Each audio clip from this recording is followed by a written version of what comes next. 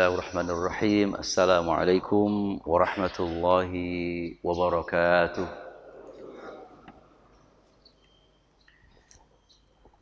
Alhamdulillahi rabbil alamin. Wassalatu wassalamu ala sayyidina nabiyyina Muhammadin wa ala alihi wa sahbihi ajma'in, amma ba'd. قال الله تعالى في كتابه العظيم وما محمد إلا رسول قد خلت من قبله الرسل أفإن مات أو قتل انقلبتم على أعقابكم ومن ينقلب على عقبيه فلن يضر الله شيئا وسيجزي الله الشاكرين أما بعد. Jamaah salat subuh Masjid As-Salam Joglo, Jakarta Barat yang dimuliakan Allah Subhanahu wa taala. Alhamdulillah, hingga pagi hari ini, pekan pertama dari bulan Agustus tahun 2024, kita masih diberikan kesempatan dan masih terus menerima karunia-karunia besar dari Allah berupa nikmatul iman wal Islam, wabil khusus juga kenikmatan kesehatan yang dilimpahkan Allah kepada kita. Semoga upaya yang telah dan sedang dan akan kita lakukan dalam mensyukuri nikmat-nikmat itu, Allah kabul sebagai amal yang soleh, amal yang bisa memberatkan timbangan baik kita, amal yang bisa menjadi teman baik dan sahabat di alam barzakh, dan amal yang bisa memberatkan, yang bisa mengantarkan kita ke dalam surga Allah Subhanahu wa taala. Amin amin ya rabbal alamin. Salawat serta salam kita sampaikan kepada Nabi Agung, guru besar kita semua, qudwah hasanah kita dan pemimpin kita, Nabi besar Muhammad sallallahu alaihi wasallam, serta seluruh sahabat, kerabat dan keluarganya hingga akhir zaman. Jamaah sekalian, pada pagi hari ini kita masih akan mengupas beberapa catatan-catatan penting dari peristiwa Perang Uhud. Perang Uhud, saya berikan gambaran yang sederhana. Itu terjadi setelah 32 bulan dari hijrah Rasulullah Sallallahu Alaihi Wasallam. Jadi ketika Nabi hijrah, kalau satu tahun itu ada 12. Ya, ini kira-kira di tahun ketiga. Artinya Nabi baru berkesempatan membangun atau mengkonsolidasi kekuatan secara sosial dan juga kekuatan secara ekonomi di masyarakat Madinah. Belum terlalu lama, karena waktu 3 tahun ini belum apa-apa Bapak Ibu sekalian. Tapi di tahun kedua, peperangan yang tidak dikehendaki oleh umat Islam itu terjadi, yang namanya Perang Badar. Dan alhamdulillah bahwa Perang Badar itu merupakan satu awal hentakan yang sangat mengagetkan bagi orang-orang kufar Makkah, karena tidak menyangka kalau umat Islam yang ada di Madinah, yang usianya masih sangat dini dan selama berpuluh tahun, paling tidak 13 tahun, mereka terisolasi secara ekonomi maupun sosial dan pergaulan. Tapi tiba-tiba baru 1 tahun lewat sedikit, punya kekuatan yang bisa mengguncang dan bahkan bisa merontokkan Karena di dalam perang Badar itu pembesar-pembesar Makkah dalam duel ketiga-tiganya kalah. Ini yang membuat mental dari orang-orang kafir menjadi sangat runtuh, rontok. Dan satu tahun berikutnya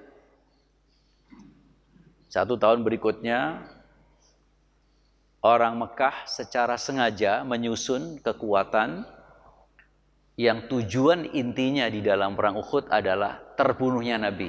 Tujuan inti. Kalau di perang Badar, ya mungkin bahasa agak sedikit kasar itu by accident. Sebuah peristiwa yang di luar dikehendaki. Tetapi perang Uhud benar-benar bertujuan ingin membunuh Nabi. Karena dianggap sebagai satu kekuatan yang sangat membahayakan. Lalu beberapa terjadi perang berkecamuk, atau sebelum itu bendera itu dipegang oleh Mus'ab bin Umair, seorang pemuda dari kalangan muhajirin, dan kemudian beliau masih sempurna kekuatannya, dan Mus'ab itu sebelum hijrah dialah yang menjadi utusan Nabi, duta Nabi ke Madinah untuk mengajarkan Islam ke seluruh penduduk Madinah. Dan kurang lebih 7-9 bulan Mus'ab berhasil memberikan pelajaran Islam secara baik, sehingga umat Islam di Madinah meskipun belajar 1 tahun, tetapi dia memahami Islam secara utuh. Indikatornya atau tandanya adalah umat di Madinah memiliki kesadaran penuh akan pembelaan mereka kepada Nabi dan juga kepada Islam, serta membangun persaudaraan yang menjadi contoh sampai hari ini. Sehingga dalam mereka mencintai agama, mencintai Nabi, itu melampaui cintanya terhadap istri, anak, harta, bahkan dirinya. Nanti dibuktikan di dalam perang Uhud. Nah, setelah itu kemudian terjadilah perang berkecamuk. Walhasil umat Islam menang. Tahapan 1. Sampai akhirnya mayoritas umat Islam memungut dan mengambil harta-harta rampasan. Orang kafir sudah kocar-kacir ke sana kemari, sudah tidak punya daya apa-apa. Ya ibaratnya kalau sekarang ini secara militer kalah, secara politik kalah, secara moralitas kalah. Ya, moralitas kalah. Tapi kemudian dengan kepiawaian Khalid bin Walid yang waktu itu belum masuk Islam, dia dengan pasukan berkudanya kurang lebih sekitar 150 orang dari kurang lebih sekitar dari 3.000-an. Mereka pasukan antara 3.000 sampai 5.000. Dan Khalid bin Walid ada 150-an pasukan berkuda, pasukan terbaik. Waktu itu sudah ikut lari, tetapi dia mengintai. Karena untuk masuk Madinah jalannya ada 2. Jalan yang itu adalah ditempuh melalui kota. Di situ kemudian terjadi duel perang dan perang secara titik nol dan orang kafir kalah. Tetapi Khalid mencari jalan melalui belakang. Dia mengitari Gunung Uhud, dan antara Gunung Uhud dengan gunung yang namanya Gunung Rumat, di situ ada celah jalan untuk masuk. Disitulah kemudian Khalid masuk lewat situ di saat umat Islam sedang sibuk mengambil rampasan. Ditikamlah dari belakang. Meskipun pasukannya hanya 150 orang, tapi karena dia dari belakang, di situ diuntungkan suasana. Sampai akhirnya umat Islam kocar-kacir. Nah, kenapa kemudian Khalid bisa masuk? Karena sejumlah sahabat yang ditempatkan Nabi di Gunung Rumat itu, mayoritas mereka ikut tertarik memungutin daripada rampasan, padahal sudah dipesan, diwanti-wanti, hai kalian yang saya tempatkan di Gunung Rumat ini, tugasnya adalah untuk menjaga agar ruang kosong yang sewaktu-waktu bisa dijadikan entry atau tempat masuk pasukan kafir, kalian yang menjaganya. Mereka semua bersiap dengan panah. Tapi akhirnya mayoritas mereka ikut gabung melihat teman-temannya mungutin harta rampasan. Cukup menarik. Akhirnya umat Islam kocar-kacir dan bahkan sampai terjadi umat Islam dipukul mundur, dan hingga sampai Rasulullah pun mengenai pada dirinya berbagai macam luka. Giginya termasuk yang berdarah-darah, mukanya juga kemudian mengalami luka yang cukup sangat memilukan, dan banyak sahabat-sahabat yang sebenarnya mereka juga menghalangi. Bahkan misalnya seperti Abu Talhah. Abu Talhah ini seorang pemanah terbaik, karena melihat ada panah dari jauh ingin mengenai Nabi, maka badannya dipakai sebagai tameng. Lalu kemudian Abu Dujanah. Abu Dujanah ini juga seorang pengendara kuda yang sangat piawai, dan Abu Dujanah ini juga yang memegang pedangnya Nabi. Ketika ada panah ingin mengenai Nabi, badan mereka jadikan tameng sampai meninggal dunia, sehingga panah nggak mengenai Nabi. Termasuk kemudian Ziyad bin Sakan, ini juga dalam peristiwa yang sama. Termasuk juga Amarah ibn Yazid ibn Sakan, ini juga semuanya menjadi tameng-tameng Rasulullah. Ini sebagai bukti orang-orang Ansor betapa cintanya kepada Nabi melampaui atas cintanya kepada dirinya. Sebab kalau tidak ditameng dengan mereka, panah-panah itu akan mengenai Nabi. Nah, karena mereka lebih rela mengenai dirinya ketimbang Rasulullah SAW. Nah, Bapak Ibu sekalian, walhasil di akhir peperangan, meskipun umat Islam tetap bisa mengusir memukul mundur orang-orang kafir, tetapi kurang lebih sekitar 70 umat Islam meninggal dunia. Dan sekitar 37 orang kafir mati. Para 70 syuhada umat Islam ini, diantaranya ada orang-orang terbaik. Di antaranya ada Mus'ab bin Umair. Yang kedua ada paman Rasulullah, Hamzah ibn Abi Thalib. Ini orang-orang yang sejak awal dari kalangan muhajirin. Nah, sedangkan kalangan Ansor, ya 4 orang yang seperti saya sampaikan tadi itu. Nah, Bapak Ibu sekalian, dari konteks termasuk Abdullah bin Jahsh, ini juga merupakan korban atau syuhada di perang Uhud. Meskipun bahwa di dalam perang Uhud ini, itu merupakan pada akhirnya nanti Rasulullah itu memenangi peperangan, tetapi umat Islam berdarah-darah. Menang tapi berdarah-darah. Akhirnya menang tapi berdarah-darah. Nah, Bapak Ibu sekalian, sampai-sampai satu-satunya peperangan yang diperbincangkan oleh Quran, ya, dengan ayat yang sangat panjang, itu satu-satunya adalah perang Uhud. Perang Uhud itu dikisahkan di dalam Quran, di dalam surat Al-Imran, dibahas secara umum maupun secara agak detail, mulai dari ayat 121 sampai 179. Cukup banyak ini. Ada 60 ayat yang membahas tentang perang Uhud. Makanya misalnya di dalam ayat 121, yaitu Allah Subhanahu wa taala berfirman, A'udzu billahi minasy syaithanir rajim. Bismillahirrahmanirrahim. Wa idh ghadawta min ahlika tubawwi'ul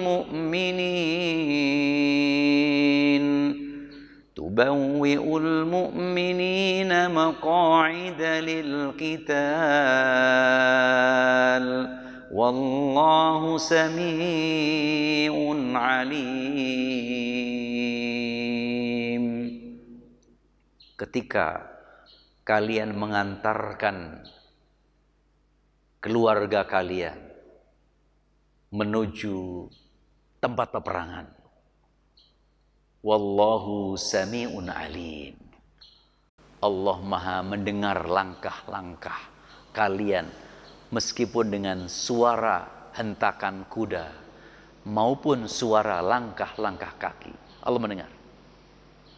Tidak hanya mendengar, tetapi juga alimun, maha tahu. Ini pembukanya. Ini di ayat 121 dari surat Al-Imran. Surat Al-Imran atau Ali Imran. Di ayat 121. Nanti ditutup ya, nanti ditutup dengan ayat 179, di mana bahwa ayat 179 itu mengisahkan sebuah pernyataan yang sangat tragis, situasi yang sangat membuat kita itu sangat prihatin. Dan ini merupakan upaya bagaimana orang-orang kafir ini adalah untuk menghancurkan umat Islam dengan cara ingin membunuh Rasulullah Sallallahu Alaihi Wasallam. Nah, sehingga dalam penutupnya itu, maka Allahu liyadharal mu'minina ala ma antum alaihi hatta yamizal khabitha minat thayyib. Tidaklah Allah membiarkan kalian. Gusti Allah ora sare. Tadi di awalnya wallahu sami'un alimun. Allah maha mendengar, maha melihat. Ini normatif. Sebab tidak ada action. Nggak ada langkah-langkah nyata. Makanya langkah nyatanya dinyatakan di dalam ayat 179. Maka Allahu liyadharal mu'minina ala ma antum alaihi hatta yamizal khabitha minat thayyib. Maka Allahu liyadharal mu'minin. Tidaklah Allah itu membiarkan orang-orang yang beriman sebagaimana dalam keadaan kamu sekarang ini. Alama antum alaihi. Situasi kamu yang sudah hancur, sampai Nabi kamu mukanya juga babak belur, giginya juga menjadi hancur, melihat berdarah-darah muka beliau. Jadi hatta yamizal khabitha minat thayyib, itu untuk membedakan siapa di antara pengikut Nabi yang sesungguhnya, yang baik, dan siapa yang tidak baik. Nah, Bapak Ibu sekalian, disinilah nanti kita akan memulai satu analisa dalam peristiwa ini. Nah, sebelum saya memulai analisa beberapa peristiwa, yang kuncinya nanti itu adalah 3 hal. Pertama, bagaimana Rasulullah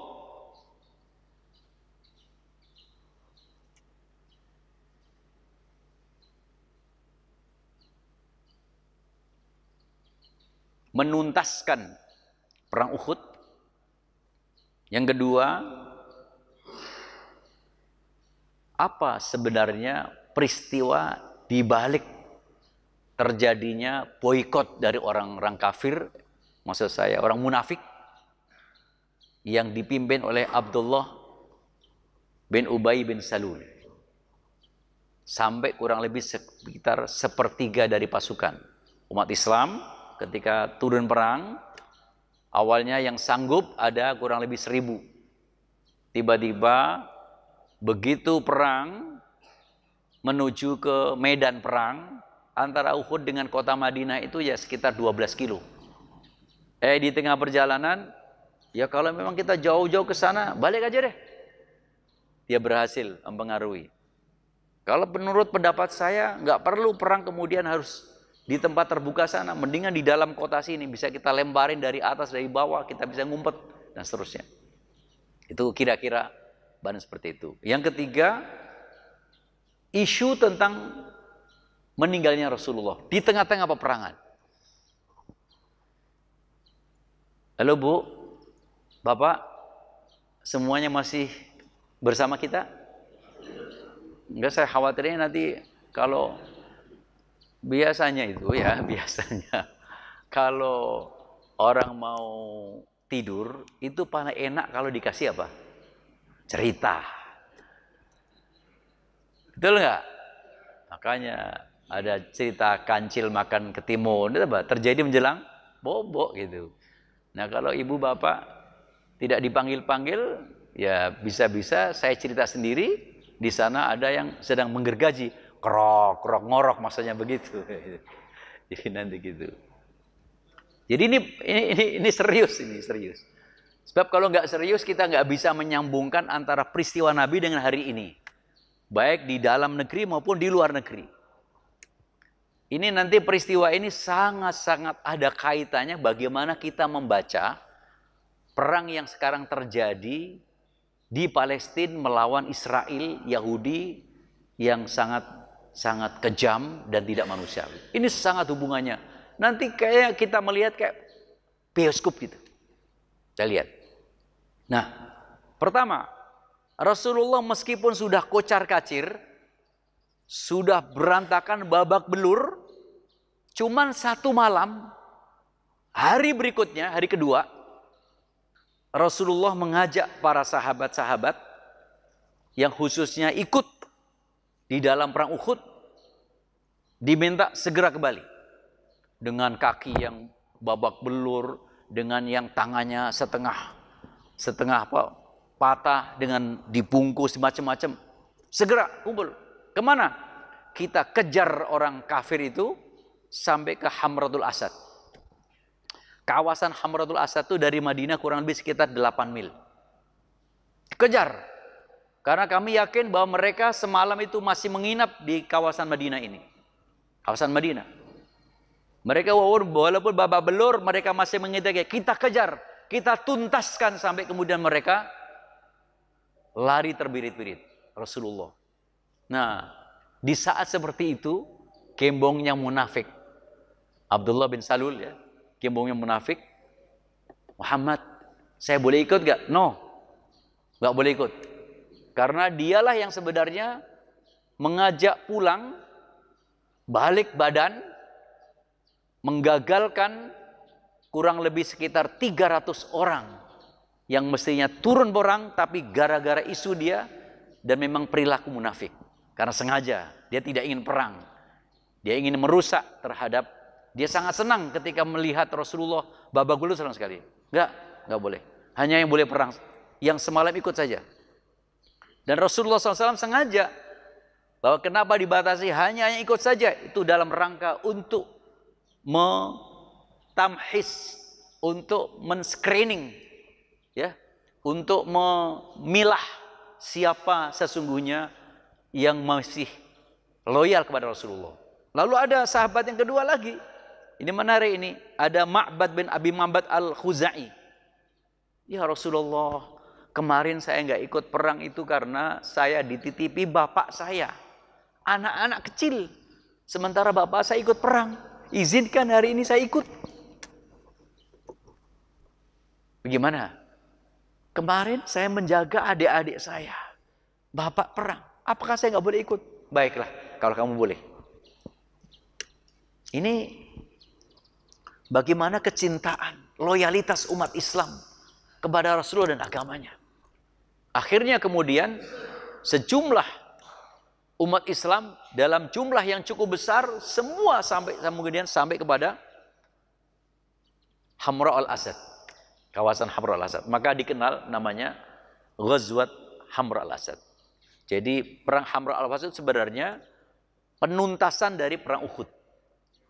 Nah, di tengah kemudian perjalanan, mohon maaf ya. Jadi tadi yang kemudian ikut tadi bukan Ma'bad ibn Abi al-Khuzai, bukan, tetapi ada sahabat lain yang kemudian ketika itu tidak boleh ikut, tetapi kemudian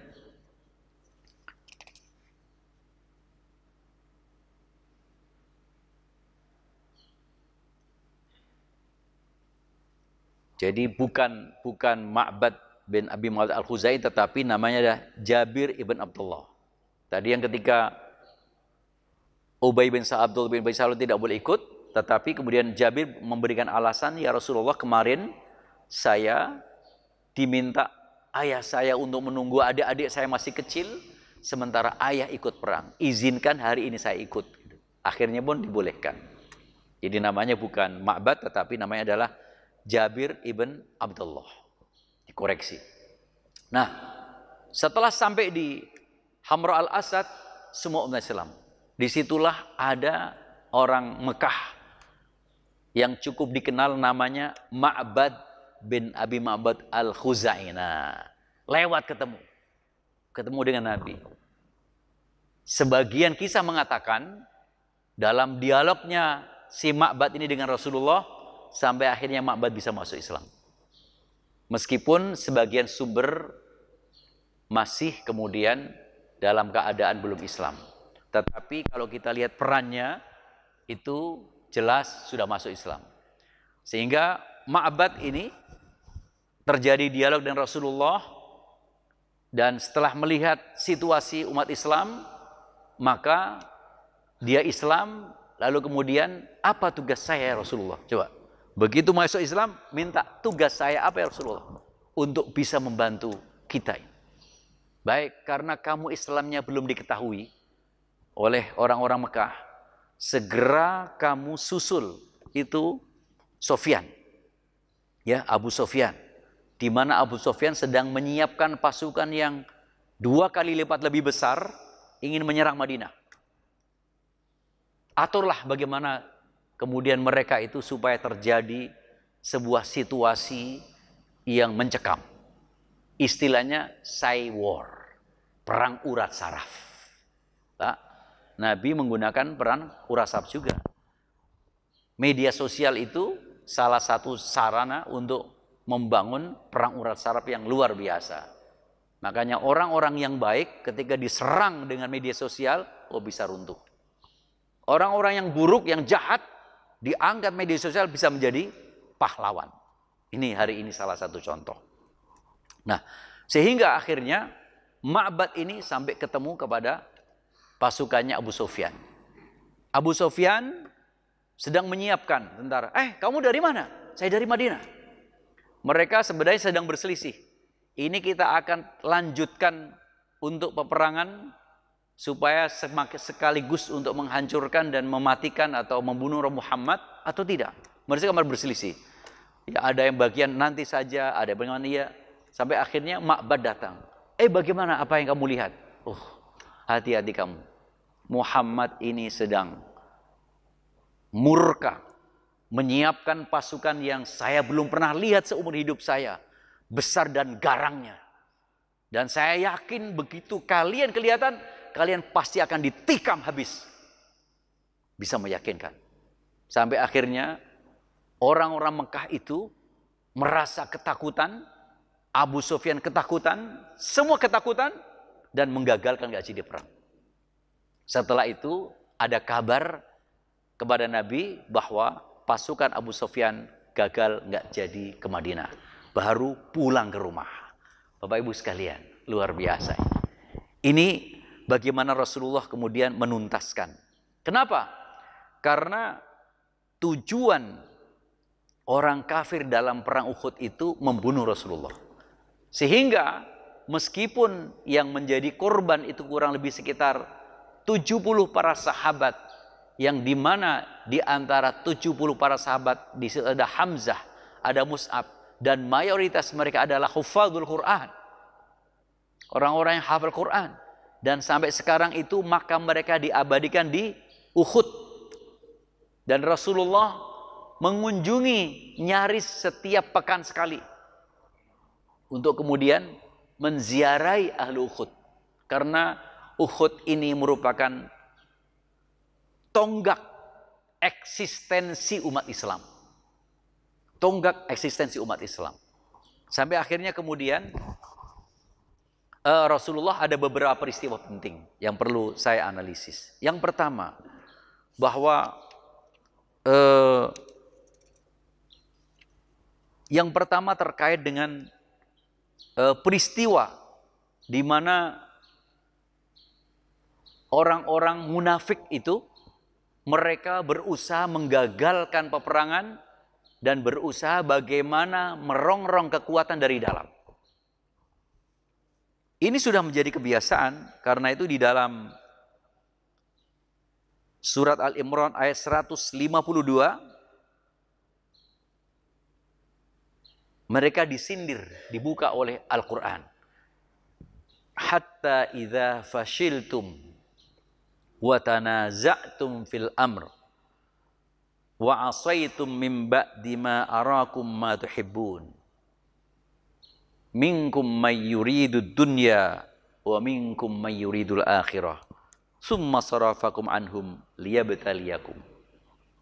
Saya koreksi lagi, yang saya maksudkan, saya analisis ini belum sampai kepada munafik, tapi salah satu sebab porak-porandanya umat Islam di perang Uhud itu adalah yaitu pasukan Rumat yang dipesan diwanti-wanti tidak turun, ternyata turun tanpa perintah Nabi.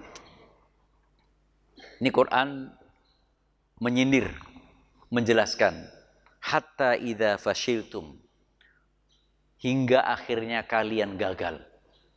Gagal untuk mempertahankan perintah Nabi tidak turun. Wa tanaza'tum, bahkan waktu itu kalian sempat berselisih. Gimana nih? Kawan kita ini kan sudah menang nyata-nyata, mereka sudah mengambil harta rampasan. Masa kita nggak ikut sih? Ya, minkum may yuridu dunya, sebagian besar mereka tertipu, atau lebih tepatnya terpukau dengan gemerlapan rampasan perang yang sedang dijarah atau diambil oleh pasukan yang ada di bawah. Ada yang ngambil baju perang, ada yang narik perempuan yang ketinggalan, ada yang narik kuda, ada yang onta, ada yang bekal logistik, macam-macam loh. Nah, kita mesti ikut dong gitu. Masa nggak boleh ikut gitu? Perjuangannya ikut, masa kemudian pulutnya saja kita. Nah, ya, buahnya harus ikut. Nah, wa minkum may yuridul akhirah, meskipun sebagian kecil itu masih tetap bertahan. Jadi sebagian kecil mereka masih tetap bertahan untuk kemudian ada di tempat Rumat sampai akhirnya dia kewalahan. Mereka kewalahan karena kemudian harus melawan pasukannya Khalid bin Walid yang kurang lebih sekitar 150 orang itu, sehingga Abdullah ibn Jubair, ini Abdullah bin Jubair, kalau tadi yang ikut adalah Jabir ibn Abdullah, itu yang diikutkan dalam perang Hamra'ul Asad, lah sedangkan yang menjadi komandan tenaga atau pasukan pemanah terbaik di atas Gunung Rumat itu namanya adalah Abdullah ibn Jubair. Termasuk Abdullah bin Jubair itu akhirnya syahid, meninggal dunia karena tidak bisa, jebol lah ini. Jadi Quran mengatakan, jadi gara-gara kalian ternyata gagal mempertahankan perintah Rasulullah, gara-gara kalian maksiat kepada Nabi, sudah diperintahkan jangan turun meskipun menang gemilang, kalau belum ada perintah saya turun jangan turun. Masih diijtihadi. Sebagian sahabat ijtihad, menafsirkan, lah Nabi bisa-bisa lupa, nggak ngasih tahu sama kita gitu. Udah perang, udah ini, lupa ini, makanya kita turun aja, turun gitu. Jadi, nah Bapak Ibu sekalian, minkum mayuridud dunya wa minkum mayuridil akhirah. Ternyata dunia itu sangat memukau. Di dalam hadis Nabi, ad-dunya khulwatun khadirah. Dunia itu manis dan hijau. Saya tanya Bapak Ibu sekalian, orang yang normal, ada nggak orang yang normal nggak suka yang manis? Ada nggak? Normal, nggak punya penyakit gula, nggak suka manis, ada? Bahkan anak bayi, Bu, halo, anak bayi, Bu, baru lahir cenger, coba tolong jari ibu celupkan ke madu, lalu masukkan ke mulut bayi, gimana? Dilepeh apa dikenyot? Dikenyot. Itu tandanya apa? Suka manis. Apalagi model yang sudah kita, hatta yang senior kan model Pais, kasih madu tetap aja mau gitu ya. Masih itu, Pak. Jadi madu. Khadirah yang kedua, hijau. Sekarang saya contoh, Bapak Ibu rumah dan lingkungannya pengen yang hijau royo-royo atau yang pengen kering kerontang? Memukau Bapak Ibu. Ad-dunya khulwatun khadirah. Dunia itu tabiatnya manis dan sangat memukau. Makanya itu yang membuat terlena. Jadi para sahabat yang ada di rumah itu tidak sampai menimbulkan kekalahan perang, tetapi membuat korban yang cukup besar gitu. Summa sarafakum amhum waliyabtaliyakum. Makanya Allah menguji kalian dengan berbagai macam luka dan seterusnya. Nah, jadi itulah tapi Bapak Ibu sekalian, kesalahan sahabat pada saat itu cuman sedikit, satu titik aja. Turun gunung untuk ikut ngambil rampasan. Bukannya tidak ikut perang. Bukannya kemudian dia memboikot, bukan. Bukan dia mereka melakukan satu kemaksiatan, minum-minuman keras, melakukan, enggak. Cuman itu titik itu aja. Ya kan? Di peperangan itu sudah tidak ada keyakinan sedikit pun. Ini karena ijtihad saja. Jadi makanya nanti di dalam hukum la ijtihada ma'an nassi. Kalau teks agama itu sudah jelas gamblang, maka tidak perlu ada interpretasi tafsir-tafsir. Jadi udah jelas, jangan ditafsir-tafsirkan lagi gitu loh. Ya contoh misalnya, sholat subuh itu jelas-jelas 2 rakaat. Mungkin ada nafsirkan, nah itu mungkin bagi yang lagi malas-malas. Yang nggak malas-malas boleh dong 2 rakaat setengah. Ini tafsir yang menyesatkan. Ya kan? Jadi kalau sudah jelas, nggak perlu ada ijtihad. Nah, kalau zaman sahabat, cuman salah segitu saja, membuat perang ini porak-poranda, umat Islam sempat mengalami sebuah situasi yang sangat mencekam, bahkan Rasulullah pun kemudian mengalami babak belur berdarah-darah, sampai ada 4 sahabat itu yang menjadi tameng agar tidak ada anak panah yang mengenai kepada fisik dan jasad Nabi. Walaupun sahabat yakin tahu, wallahu ya'simuni minan nas, kata Al-Quran, Allah itu akan menjaga, nggak bakal Rasulullah itu mati pada para Uhud, nggak mungkin, sebab nasibnya nggak begitu. Tapi ini membuat luka-luka gitu. Boro-boro mati, boro-boro meninggal, luka aja nggak rela sahabat. Lebih baik saya mati meninggal dunia syahid ketimbang Rasulullah luka-luka. Itu cintanya. Nah, coba sedikit kita tarik, kira-kira ini umat Islam dalam ketaatannya kepada Nabi itu taat sempurna, lalu maksiat sedikit-sedikit, atau berbalik, maksiatnya banyak, taatnya sedikit? Kira-kira mana, Pak? Halo umat Islam ini, bapak-bapak ini. Jadi ketika umat Islam bertempur dalam konteks memenangkan sebuah ajang, ya, ajang pertempuran, apakah itu pertempuran kepentingan umat Islam yang sifatnya nyata maupun pertempuran umat Islam yang sifatnya non nyata, bersifat politik maupun ekonomi seterusnya. Kenapa hari ini umat Islam itu masih belum mendapatkan pertolongan Allah Ta'ala? Salah satu jawabannya ini. Rupanya sahabat cuman hanya turun ikut ngambil rampasan saja. Apa kompensasinya apa? Babak belur berdarah-darah. Oh pantesan kalau hari ini kok kita masih lama. Apa pelajaran yang mau kita ambil?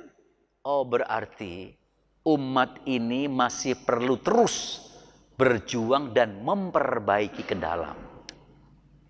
Apa perbaikan ke dalam yang diperlukan dari umat Islam? Satu, memahami Islam secara utuh. Yuk jangan pahami Islam ini hanya menjadi agama pribadi. Upaya yang dilakukan orang-orang yang tidak suka Islam, yang disebut dengan al-ghazwu al-fikri, invasi pemikiran, yang ingin menyimpangkan pemikiran. Pertama-tama Islam agama itu urusan pribadi. Urusan pribadi, nggak boleh ada ikut campur tangan orang lain. Ini maknanya apa? Kelihatannya sih benar. Tetapi itu sebenarnya menghilangkan ruhul jihad min jidrihi. Itu sama saja mencerabut akar semangat untuk amar ma'ruf dan jihad dari akarnya yang paling pangkal. Agama Islam ini bukan hanya mengatur pribadi. Agama Islam ini mengatur pribadi, mengatur keluarga, mengatur masyarakat, mengatur negara, bahkan mengatur apa? Tatanan dunia manusia. Yang kedua, Islam itu tidak hanya mengatur aspek ibadah. Sehingga orang ketika sudah rajin sholat, dianggap sempurna Islamnya. Itu baru menegakkan asas pondasi. Makanya dalam hadis Nabi katakan, buniyal Islamu ala khams. Islam didirikan di atas 5 perkara. Di apa? Didirikan. Bunia, bana, berdiri. Bunia, didirikan. Artinya apa? Yang pertama, syahadati an la ilaha illallah wa anna muhammadar rasulullah wa iqamis shalah wa ita'iz zakat wa saumi ramadan wa hajjil baiti man istata'a ilaihi sabila. Dalam riwayat yang lain, wa hajjil baiti man istata'a ilaihi sabila wa saumi ramadan. Islam didirikan di atas 5 pondasi utama. 1, syahadat. 2, salat. 3, zakat. 4, haji atau puasa. 5, haji atau puasa. Jadi itu baru pondasinya. Kalau rumah itu sudah membuat pondasi, tapi tidak ada bangunan, tidak ada atap, bisa untuk berteduh? Belum bisa. Baru ada harapan, aku akan buat rumah. Rumahnya di mana? Rumahnya itu negara. Kalau hari ini kita punya negara Republik Indonesia, rumah umat Islam itu negara Republik Indonesia. Kalau negara Republik Indonesia ini rumah kita, maka mestinya yang lebih berhak mengatur itu penghuni pemilik rumah. Pemilik rumah jangan cuek saja kalau ada kenteng-kenteng yang bocor. Apalagi atapnya sudah tidak layak. Jangan nunggu roboh baru kemudian dibeneri atau direnovasi. Biayanya lebih mahal. Makanya kalau di dalam negara itu ada berbagai macam kecurangan-kecurangan, tidak amanatnya pejabat misalnya, adanya korupsi misalnya, ada kebohongan-kebohongan misalnya, ada penipuan misalnya, itu semuanya ibarat bocor-bocor. Untuk membuat rumah sendiri sudah nggak perlu ada rumah, meskipun bocor-bocor sudah milik sendiri ketimbang ngontrak. Loh, betul nggak? Ini apapun warnanya, negara Republik Indonesia itu rumah kita. Yang perlu diperbaiki apanya? Ya, yang menghuni maupun yang menjadi dasar. Dasar itu kalau mau diperbaiki melalui konstitusi, melalui undang-undang, peraturan daerah, provinsi, kabupaten, kota. Itu adalah dasar. Itu adalah bangunan-bangunan. Tapi yang kadang-kadang selain ada penghuni dalam rumah, itu namanya manusia, ada penghuni-penghuni lain. Siapa itu? Ada dedemit. Apalagi? Ada setan. Ada lagi? Ada tikus. Tikus itu sebenarnya wujudnya kelihatan geludak-geluduk, makan apa saja. Termasuk ada rayap. Termasuk ada eter-eter. Termasuk ada macam-macam. Itu semua penghuni Bapak Ibu. Yang enggak kelihatan yang mana? Dedengkot atau dedemit, setan, genderuwo, wa ala alihi, wa ashabihi. Jadi yang perlu diperbaiki adalah itu. Nah, kalau memang setan itu supaya tidak ikut terus cawe-cawe, setannya harus diikat. Kalau kemudian supaya tikus itu tidak terus merambah dan mau semau-maunya, maka ada dua cara. Tikusnya diikat atau kemudian dibunuh, dihukum mati, ya kan? Atau kemudian tikusnya itu dikasih apa? Ya, racun supaya kering, mati sendiri. Tapi kalau dibiarkan bisa-bisa tikus lebih berkuasa dari yang punya rumah. Jadi ini Bapak Ibu sekalian, Coba kita tarik sedikit aja. Kenapa hari ini ya situasi negeri umat Islam di mana-mana kok masih nggak moving sampai sejauh itu? Umat Islam di Indonesia umat terbesar.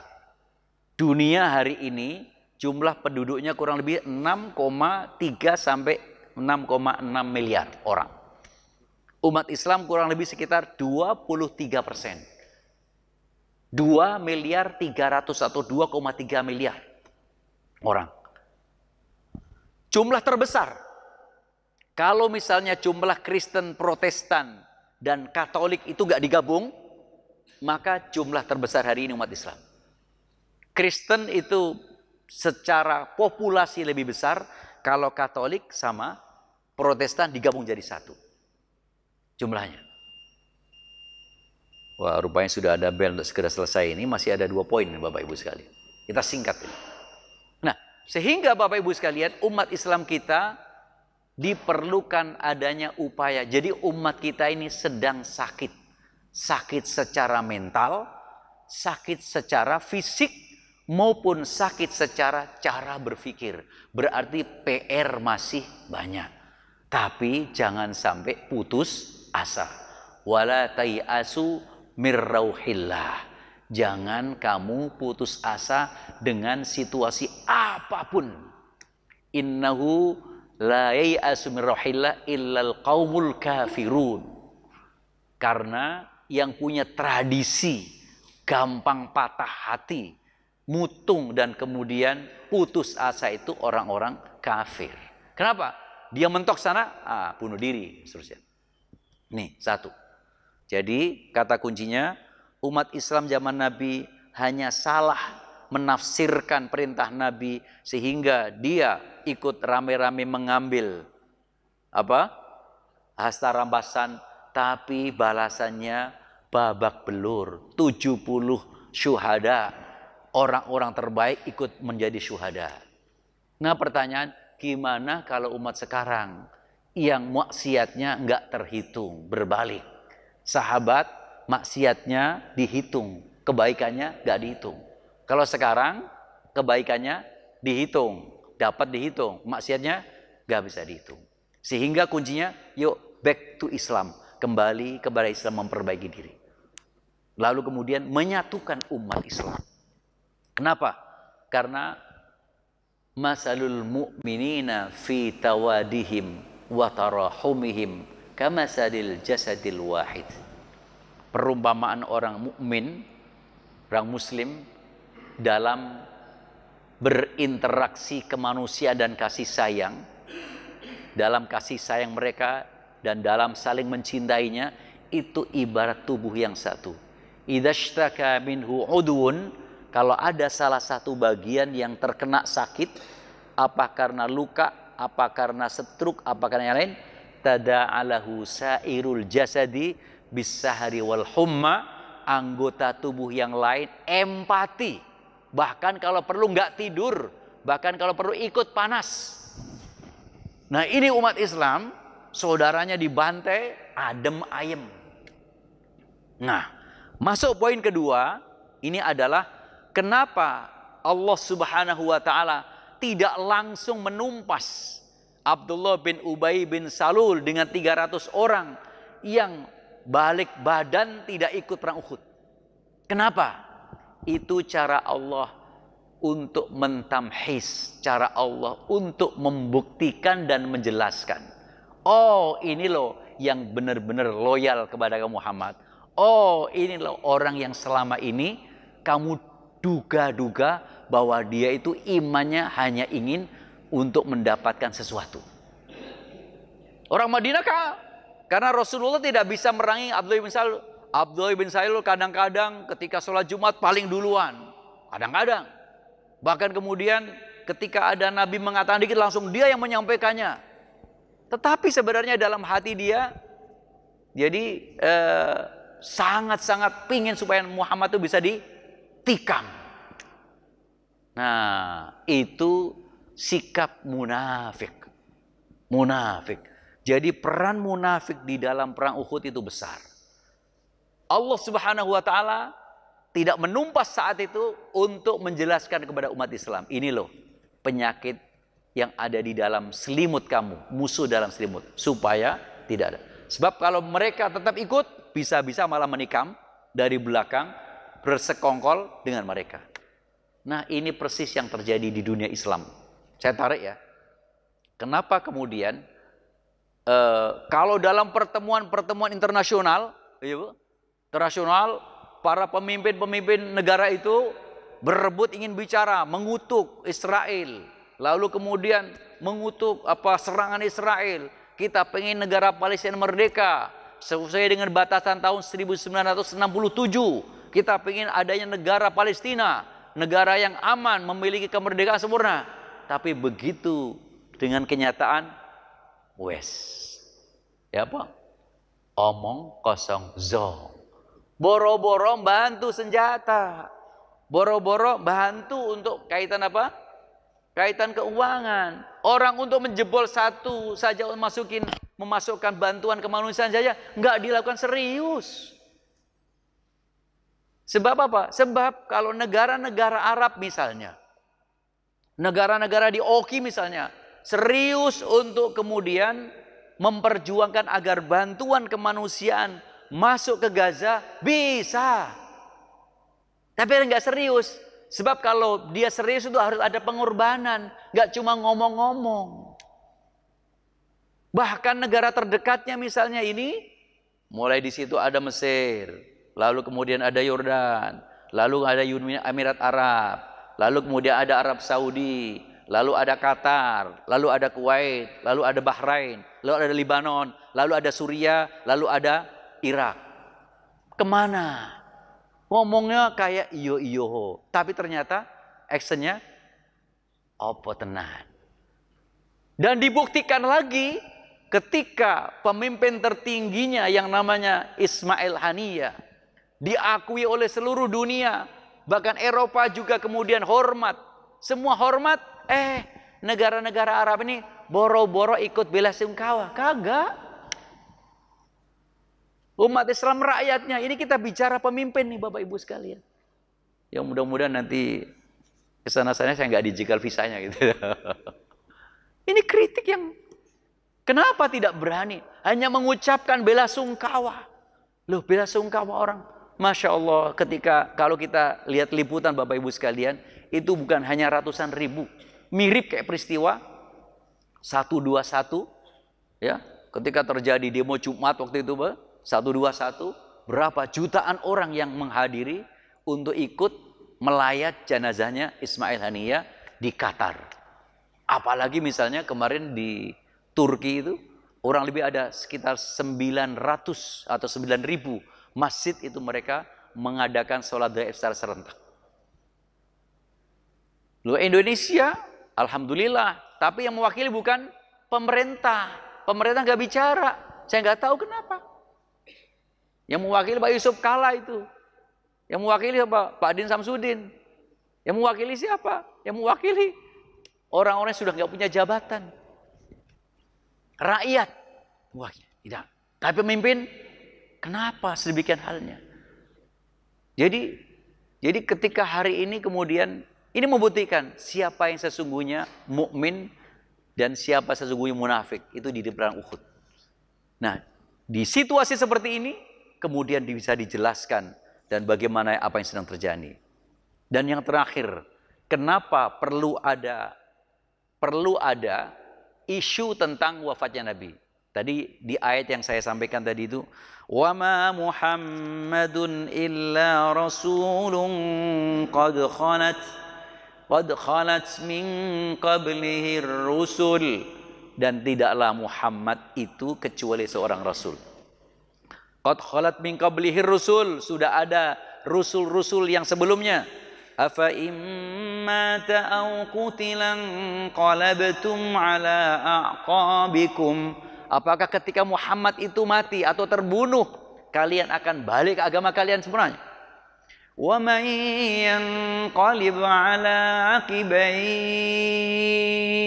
barang siapa yang dengan terbunuhnya Muhammad atau matinya Muhammad mereka kembali kepada agamanya, kembali kepada tradisinya, kembali kepada perilakunya, falan yadurrallaha syai'a, kagak bikin rugi sedikit pun, kagak ngaruh bagi Allah. Kagak ngaruh kekuasaannya, kagak ngaruh kasih sayangnya, kagak ngaruh kebesarannya, kagak. Cemen mah. Allah cuma hanya kemudian lu balik ke agama lu lalu kemudian dianggap Allah sedih, kagak cerita. Wa sayajzillahu syakirin. Tapi justru Allah yang akan membalas orang-orang yang bersyukur. Apa yang bersyukur? Hadirnya Nabi itu nikmat besar, mesti disyukuri. Hadirnya Islam ini sangat besar, mesti disyukuri. Nah, itulah Bapak Ibu sekalian. Jadi Rasulullah ada isu yang diisukan orang kafir bahwa Muhammad mati di tengah-tengah perang itu semakin menguji dan memperjelas siapa yang loyal dan siapa yang tidak loyal. Jadi Islam, iman itu Bapak Ibu sekalian, konsekuensi pertama adalah loyal and unloyal. Loyal dan tidak loyal. Barang siapa yang menyatakan beriman kepada Islam, tapi ternyata dia nggak loyal, bisa-bisa berislamnya karena ingin posisi tertentu, karena ingin mendapatkan tertentu, maka itu adalah nggak bikin rugi Allah, tapi yang rugi kita sendiri. Jamaah sekalian yang berbahagia, yang dimuliakan Allah, semoga kajian pagi hari ini bisa bermanfaat, bisa berguna, dan mohon maaf kalau sudah melampaui kurang lebih sekitar 10 menit yang dari seharusnya. Sekali lagi saya mohon maaf, dan sekali lagi semoga kajian ini bisa memberikan suntikan penyegaran keimanan kepada kita dan semakin menghilangkan segala syubhat, kesalahpahaman bagaimana kita mempelajari serta mengamalkan nilai yang di Islam. Rabbana taqabbal minna innaka antas samiul alim wa tub alaina innaka antat tawwabur rahim. Allahumma munzilal kitab wa mujriyas sahab wa sari'al hisab wa hazimal ahzab. Ya Allah, Engkaulah yang menurunkan Al-Quran, dan Engkaulah yang maha cepat menghisab ya Allah, dan Engkaulah yang mengguncangkan orang-orang dan mengguncangkan semua yang ingin Kau guncangkan ya. Dan Engkaulah yang bisa menghancurkan kelompok-kelompok yang membenci dan memerangi agama Islam ya Allah. Maka ya Allah, unsuril Islam wal muslimin, tolonglah ya Allah, berikan kemenangan, kemudahan, kekuatan bagi umat Islam, wabil khusus saudara-saudara kita yang sedang berperang dan berjihad di jalan Allah di Palestina, di Gaza dan di berbagai tempat yang membantu memperkuat keberadaannya. Ya Allah, ya Allah, dengan segala kekuasaan-Mu, dengan segala kebesaran-Mu, maka tunjukkanlah kebesaran-Mu dan mukjizat-Mu kepada orang-orang Zionis, ya Allah. Ya Allah, guncangkan arasy mereka, ya Allah. Ya Allah, tumpahkan siksa-Mu kepada mereka, orang-orang yang terus berusaha mengguncang, menzalimi orang yang bersalah, ya Allah. Ya Allah, Allahumma zalzil aqdamahum wa syattid syamlahum. Allahumma qtulhum qatla wa ahsihim madada. Innaka ala kulli syai'in qadir. Rabbana atina fid dunya hasanah wa fil akhirati hasanah wa qina adzabannar. Walhamdulillahirabbil alamin. Kurang lebih mohon maaf. Assalamualaikum warahmatullahi wabarakatuh.